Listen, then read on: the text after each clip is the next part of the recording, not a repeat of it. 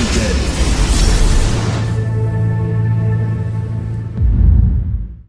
Hello everyone, and welcome back to my show. I'm Dr. Lott from Acupuncture is My Life.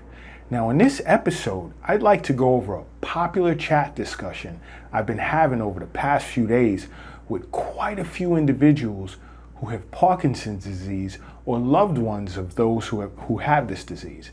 Now before getting into this hot topic, if you wish to engage in private chat regarding any ailment of concern or acupuncture, or if you'd simply like to learn more about acupuncture, go to the Google Play Store and simply download the Acupuncture is My Life app to do so. Now back to the topic at hand, Parkinson's disease. I will begin this episode the way in which I began my chat sessions by stating that having Parkinson's does not increase your chances of becoming infected with COVID-19, but it is known to complicate the recovery process if you were to become infected with this virus, because individuals with Parkinson's tend to present with slight differences in their immune systems. Now, studies show that Parkinson's patients who'd contracted this virus presented with new or worsening motor as well as non-motor symptoms, which included fatigue, mood swings, difficulty walking, cognition, tremor, and stiffness. Now, outside of that, the other areas of concern is continued care disruption, social activities, and exercise regimens due to the present pandemic. Now, I've been faced with a slew of questions in which I promise I present some of them in this show. One question was a teacher who had Parkinson's and is worried about returning to the classroom because the governor of her state ordered the opening of all schools. I'd advised her to speak with her physician or medical specialist immediately because although having Parkinson's does not increase your risk of contracting the virus, it's the complications that come with being infected with this virus that concern me. Now, another was a question from a sister of an individual who has Parkinson's and had become infected with this virus and is undergoing a very slow recovery and wanted to know if she would ever fully recover. The best response I was able to give her was, let's say, with good rehabilitation and perseverance, there's a possibility she can return to her baseline. Now, another question asked was, now that the country is open, should he resume his previous normal outdoor activity or should he stay indoors? I advised him to consult with his primary care physician regarding this question, as well as to continue with standard CDC safety protocol pertaining to COVID-19. I had informed him as well as informing you guys, I'm not a medical doctor. I'm a state licensed board certified doctor of acupuncture. So as always, if you find yourself experiencing or are concerned about experiencing any form of complications pertaining to any pre-existing condition in which you may be faced with, consult with your primary care physician immediately.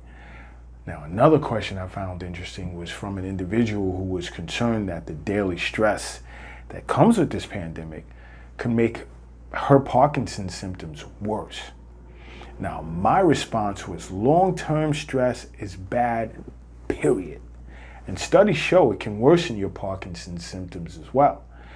I advised her to try to find someone close in which she can speak with several times a day, as well as creating a detailed home routine to keep busy, and to also consider speaking with a psychologist if she's up to it. Now, just about everyone in which I've spoken with regarding Parkinson's had wanted to know if I treated anyone with this disorder who were infected at the time of treatment or had previously been infected with this virus and had overcome it and sought acupuncture to help manage their Parkinson's as well as boost their immune function. My answer was yes. I'd seen a patient via telehealth conference who was infected with the virus at the time and had fortunately returned to their baseline. Now, when it comes to Parkinson's disease from a traditional Chinese medicine perspective, it can pretty much follow a pattern of lower jiao deficiency, whereas the lower jiao yin organs consist of both liver and kidney, which precedes malnourishment of the sinus. Now, tremors and dizziness follow a liver disorder in Chinese medicine, that pretty much being liver wind as a pattern. Now, symptoms of cold and constriction present as a dysfunction of the kidney in Chinese medicine, whereas rigidity and stiffness are more so related to wind. Now, again, in this case, liver wind. Now, wind disorders can present with tremors, inability to move the joints, and muscle rigidity as symptoms of Parkinson are all requisites of a wind disorder in Chinese medicine. During this pandemic, one of the Parkinson's patients in which I'd seen via telehealth and not in person as previously discussed, had presented with symptoms in which I diagnosed as liver blood deficiency generating wind, had a long-standing pronounced tremor of one of his limbs, a staring look with occipital stiffness. He had a dislike for speaking with difficulty moving and had stated he would experience lots of cramping in the limbs and his walk was uncoordinated. He'd stated he'd often experienced dizziness with blurred vision and sweating that was worse with movement. His tongue was pale as well as thin. Now, I knew in this case I had to nourish the blood, invigorate the connecting channels, and extinguish wind. Now, I found it great that the patient's spouse was trained to do acupressure, so I talked her through an acupressure treatment session as to apply pressure to the points on the liver and gallbladder channels to extinguish wind and the large intestine channel to subdue yang. I also had her apply pressure to points on the Sanjiao channel as well as the governing vessel to extinguish liver wind, along with points on the spleen, stomach, liver, and kidney channels to nourish liver blood, along with points on the conception vessel and bladder channel to nourish blood as well. We both found that session to have gone pretty well. Now, an in-office Parkinson's case in which I treated during this pandemic, where the patient was not infected and had not been infected with this virus, was one in which I diagnosed as phlegm heat agitating wind. Now, this particular patient presented with tremors, a staring look, obesity with a dislike for exercise, with a feeling of oppression of the chest, sweating, dry mouth and dizziness, stiff neck and back, and a tremor of one of her limbs, which she was pretty much able to stop on her own. Her tongue was red with a sticky yellow coating.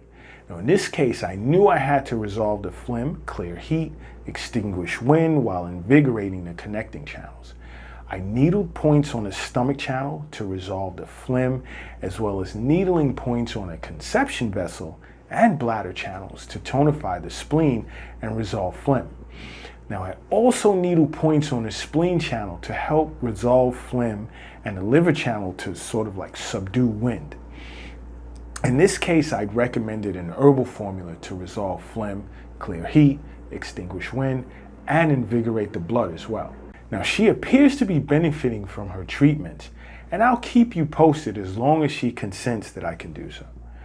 Now, again, if you have any concerns regarding your Parkinson's and COVID-19, please contact your primary care physician immediately. Once you're comfortable in the advice given by your physician, you can then contact your local acupuncturist to discuss how acupuncture can be of benefit to your case. Now, don't forget to download the app from the Google Play Store and subscribe to this channel, as well as go to my website at acupunctureismylife.com and click on Understanding Acupuncture to learn more about acupuncture and how it can be of benefit to you. Now, until next time, acupuncture is my life. What's yours?